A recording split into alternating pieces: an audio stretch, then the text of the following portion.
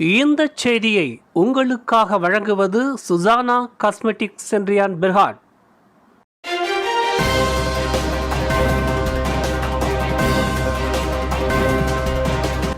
வணக்கம். திசைகளின் 10 மணி செய்திகள். பணி ஓய்வு பெறும் போது 81 விழுக்காடு இபிஎஃப் சந்தாதாரர்களுக்கு போதுமான சேமிப்பு இருக்காது. தொழிலாளர் சேமநிதி வாரியமான இபிஎஃப்பின் 81 விழுக்காடு சந்தாதாரர்கள் பணி ஓய்வு பெறும்போது அவர்களுக்கு போதுமான சேமிப்பு இருக்காது என்று கண்டறியப்பட்டுள்ளது. 19 விழுக்காட்டினர் மட்டுமே தங்களின் 55வது வயதில் தலா 2,40,000 வெள்ளி சேமிப்பை கொண்டிருக்கும் அளவிற்கு அவர்களின் அடிப்படை சேமிப்பு இருக்கும் என்று மதிப்பிடப்பட்டுள்ளதாக பிரதமர் டத்தோஸ்ரீ அன்வார் இப்ராஹிம் தெரிவித்தார். 55 வயது மற்றும் அதற்கு கீழ்ப்பட்ட வயதுடைய 81 விழுக்காடு சந்தாதாரர்கள் பணி ஓய்வு பெறும் காலத்தில் போதுமான சேமிப்பை கொண்டிருக்காத காரணத்தால் அவர்கள் வறுமை கோட்டின் கீழ் தள்ளப்படலாம் என்று நிதி அமைச்சருமான அன்வார் குறிப்பிட்டார். தவிர தற்போது 54 வயதை எட்டியுள்ள 2,75,000 இபிஎஃப் சந்தாதாரர்களின் 1,56,000 பேர் கூடியபட்சம் 50,000 வெள்ளி அல்லது அதற்கு கீழ்ப்பட்ட தொகையை தங்களின் வாழ்நாள் சேமிப்பாக கொண்டிருக்கின்றனர். இதன் பொருள் அடுத்த 20 ஆண்டு காலகட்டத்தில் அவர்களின் இபிஎஃப் ஓய்வு ஊதியம் மாதத்திற்கு சராசரி 208 வெள்ளி என்பதையே அவர்களின் இந்த 50,000 வெள்ளி சேமிப்பு சித்தரிக்கிறது என்று பிரதமர் கூறினார். அந்நிய தொழிலாளர்களை வேலைக்கு எடுப்பதற்கான விண்ணப்பங்கள் முடக்கப்பட்டிருப்பது பல்வேறு தொழில்துறைகளை வெகுவாக பாதிக்க செய்துள்ளது என்று மலேசிய தொழிற்சாலைகள் சம்மேளனம் அறிவித்துள்ளது. கடந்த மார்ச் 18ஆம் தேதி அரசாங்கத்தின் இந்த அதிரடி முடிவினால் பல்வேறு தொழில்துறைகளை சார்ந்தவர்கள் தொழிலாளர்கள் பற்றாக்குறையை எதிர்நோக்கி இருப்பதுடன் உற்பத்தி துறை பாதிக்கப்பட்டுள்ளதாக அந்த சம்மேளனத்தின் தலைவர் தான் ஸ்ரீ சோ தியான்லாய் தெரிவித்தார். அரசாங்கம் திடுதுவென்று இப்படி ஒரு முடிவை எடுத்திருக்க கூடாது. இதனால் அந்நிய தொழிலாளர்களை வேலைக்கு எடுக்க முடியாமல் பலர் சிரமத்தை எதிர்நோக்கி வருவதாக சோ தியான்லாய் தெளிவுபடுத்தினார். பொருளாதார சிரமங்களை எதிர்நோக்கியுள்ளவர்கள் தங்களின் இபிஎஃப் சேமிப்பிலிருந்து ஒரு பகுதியை மீட்டுக் கொள்வதற்கு மீண்டும் ஒருமுறை அனுமதி வழங்கப்படாது என்று துணை நிதி அமைச்சர் அமட் மஸ்லான் திட்டவட்டமாக தெரிவித்தார். ஏற்கனவே அரசாங்கம் வழங்கிய அனுமதியினால் கடந்த 2020ஆம் ஆண்டு ஏப்ரல் மாதத்துடன் ஒப்பிடுகையில் 55 வயதுக்கு கீழ்ப்பட்ட சந்தாதாரர்களின் இபிஎஃப் எஞ்சிய சேமிப்பு மிக குறைவாக இருப்பதாக அமட் மஸ்லான் குறிப்பிட்டார். கில்லான் வட்டாரத்தில் வீடு புகுந்து கொள்ளையிட்டு வந்த ஆயுதம் ஏந்திய கும்பல் ஒன்றை போலீசார் வெற்றிகரமாக முறியடித்துள்ளனர். கடந்த மார்ச் 26ஆம் தேதி வன்பொருள் விற்பனை வளாகத்தின் உரிமையாளர் வீட்டில் நிகழ்ந்த கொள்ளை சம்பவத்தை தொடர்ந்து சம்பந்தப்பட்ட கும்பலுக்கு எதிராக போலீசார் நடத்திய தீவிர தேடுதல் வேட்டையில் 37க்கும் 44க்கும் இடைப்பட்ட வயதுடைய 5 கைது செய்யப்பட்டுள்ளதாக தென்கில்லான் மாவட்ட போலீஸ் தலைவர் ஏசிபி சா ஹோங்ஃபோங் தெரிவித்தார். கடந்த மார்ச் 30ஆம் தேதி ஜலன் காப்பார் தமன் சந்தோசா மற்றும் தமன் சிலத்தான் ஆகிய பகுதிகளில் நிகழ்ந்த தொடர் கொள்ளை சம்பவங்களில் இவர்கள் ஈடுபட்டுள்ளதாக நம்பப்படுகிறது. அக்கா நீனும் கிளம்பலையா? நான் ஹேர் டாக் வரலாம்னு நினைக்கிறேன். சூப்பர், அப்ப நீ போன மாதிரி தான். சுசானா ஹேர் டாக்னிங் ஷாம்பு இருக்கிற வரைக்கும் எனக்கு என்ன கவலை? இதை ஷாம்பு போலவே உபயோகிக்கலாம். 5 நிமிடத்தில் கூந்தலை கருகரினும் மென்மையா அடர்த்தியா வைத்திருக்கும். இதில் no ammonia. Susana hair darkening shampoo. கடந்த ஜனவரி மாதம் சபா தாவாவில் இ-ஹெயிலிங் வாகன ஓட்டுநர் ஒருவர் கொலை செய்யப்பட்டது தொடர்பில் மேலும் ஒரு போலீஸ்காரர் தாவா மஜிஸ்ட்ரேட் நீதிமன்றத்தில் இன்று குற்றம் சாட்டப்பட்டுள்ளார். 44 வயது கென்னடி சங்கா என்ற அந்த போலீஸ்காரரிடம் எந்த ஒரு வாக்குமூலமும் பதிவு செய்யப்படவில்லை. இந்த கொலை வழக்கில் முன்பு ஒரு சாட்சியாக அழைக்கப்பட்ட இப்போலீஸ்காரர் தற்போது குற்றவியல் சட்டம் 302 பிரிவின் கீழ் குற்றம் சாட்டப்பட்டுள்ளார். இக்கொலை வழக்கில் இதுவரையில் 6 குற்றம் சாட்டப்பட்டுள்ளனர். அந்நிய நாட்டு பிரஜைகள் ட்ரெய்லர் லோரி ஓட்டுவதற்கு அனுமதிக்கப்படாது என்று போக்குவரத்து அமைச்சர் ஆண்டனி லாக் தெரிவித்துள்ளார்.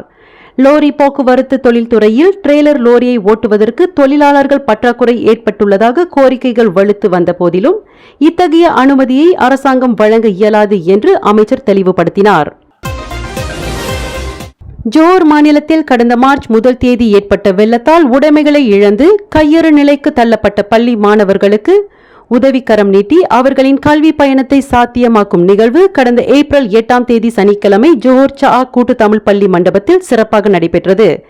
சா மண்ணின் மைந்தனும் பிரபல வழக்கறிஞருமான டத்தோ பே வெங்கடேசன் தலைமையில் நடைபெற்ற இந்நிகழ்வில் 8 பள்ளிகளுக்கு பள்ளி தளவாடங்கள், போட்டி விளையாட்டு சீருடைகள், காலணிகள், KRMG சீருடைகள் ஆகியவை வழங்கப்பட்டன. சா கூட்டு தமிழ் பள்ளி, சா ஸ்ரீ பாலி தேசிய பள்ளி, சா ஸ்ரீ பாலி இடைநிலைப் பள்ளி, சா இடைநிலைப் பள்ளி, மூவார் லனட்ரான் தமிழ் பள்ளி, உலுத்ரா மாடோஸ் தமிழ் பள்ளி, தங்கா நார்தர்னல் தமிழ் பள்ளி மற்றும் ஸ்ரீகார்டிங் தமிழ் பள்ளி ஆகியவற்றைச் சேர்ந்த 709 மாணவர்களுக்கு அன்பளிப்பு வழங்கி பெற்றோர்களின் சுமையை குறைத்ததோடு மாணவர்களின் தேவைகளை நிறைவு செய்யும் வகையில் உதவிக்கரம் நீட்டப்பட்டது. ஜோர் ஜாயடிரி மன்றத்தின் தலைமையில் கோலாலம்பூர் இறைமலர் கல்வி ஆலோசனை மையம், பினாங்கு விவேகம் கழகம் மற்றும் பினாங்கு சாதனாஸ் கழகம் ஆகியவற்றின் ஏற்பாட்டில் இந்த நிகழ்வு நடைபெற்றது. நிகழ்வு ஏற்பாட்டு குழு தலைவர் கிருஷ்ணசாமி முனியாண்டி முன்னிலையில் நடைபெற்ற இந்த நிகழ்விற்கு முத்தாய்ப்பு வைக்கும் வகையில் மலேசிய குஜராத்திய அறவாரியம் சார்பில் திரு வெங்கடம் 5 அச்சுப்பொறி ஆகியவற்றை சா கூட்டு தமிழ் பள்ளிக்கு அன்பளிப்பாக அதன் தலைமை ஆசிரியர் திருமதி மு ஜீவராணியிடம் வழங்கினார்.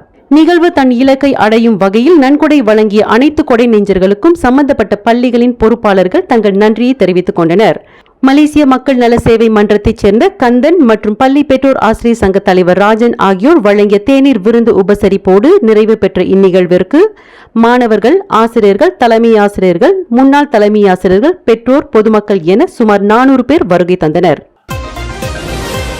தங்களை சுலு சுல்தான் வாரிசுதாரர்கள் என்று கூறிக்கொண்டு கும்பல் ஒன்று மலேசியாவிடம் இழப்பீடு கேட்டு தொடுத்துள்ள வழக்கில் வலுவான ஆதாரங்கள் இல்லை என்று அரசாங்கம் வர்ணித்துள்ளது.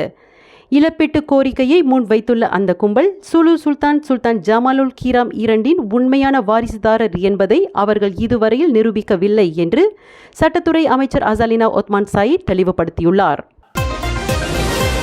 பெர்லிஸ் மாநில முன்னாள் மந்திரி பசார் ஹசலான் மான் மீது மேலும் 4 குற்றச்சாட்டுகள் கங்கார் செஷன் நீதிமன்றத்தில் நாளை புதன்கிழமை சுமத்தப்படும் என்று எதிர்பார்க்கப்படுகிறது.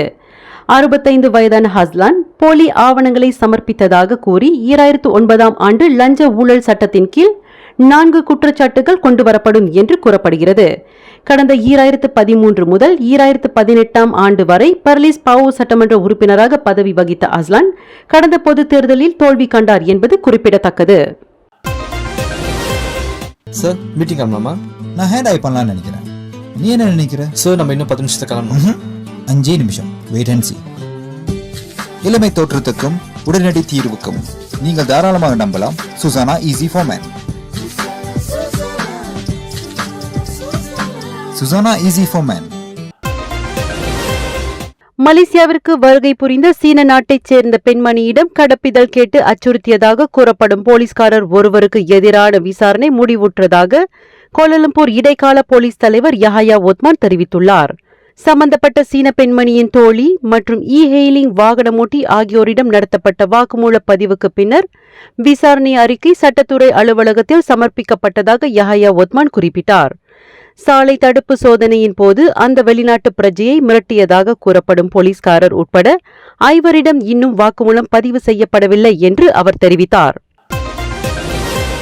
தம்மை சுலு சுல்தான் என்று பிரகடனம் படுத்திக் கொண்ட ஃபுவாட் ஏ கீராம் என்பவர் அரசாங்கத்தினால் பயங்கரவாதியாக வகைப்படுத்தப்பட்டுள்ளார்.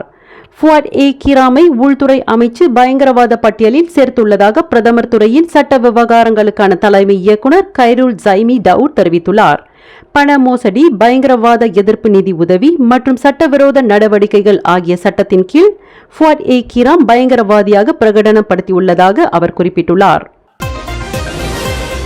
பள்ளி வேன் ஒன்று மரலோரியினால் மோதி 19 மீட்டர் தூரம் இழுத்துச் செல்லப்பட்டதில் 15 மாணவர்கள் காயத்திற்கு ஆளாகினர். கிளாந்தான் குவா மூசாங் மாவட்ட போலீஸ் நிலையத்தின் முன்புற சாலை சந்திப்பில் நேற்று நிகழ்ந்த இந்த விபத்தில் 5 வாகனங்கள் சம்பந்தப்பட்டன என்று மாவட்ட போலீஸ் தலைவர் சிக் சுன்ஃபு தெரிவித்தார். இதில் 7க்கும் 10க்கும் இடைப்பட்ட வயதுடைய 3 மாணவிகள் கடுமையான காயங்களுக்கு ஆளாகிய வேளையில் மற்றவர்கள் சொற்ப காயங்களுடன் உயிர் தப்பியதாக அவர் குறிப்பிட்டார். இந்த செய்தியை உங்களுக்காக வழங்கியது சுசானா காஸ்மெட்டிக்ஸ் சென்றியான் பிர்ஹாட். மேலும் செய்திகளை தெரிந்து கொள்ள கீழே இருக்கும் பெல் பட்டனை அழுத்துங்கள். உங்கள் மகிழ்ச்சியை வெளிப்படுத்த லைக் மற்றும் ஷேர் செய்யுங்கள். தொடர்ந்து திசைகளோடு இணைந்திருக்க சப்ஸ்கிரைப் செய்யுங்கள்.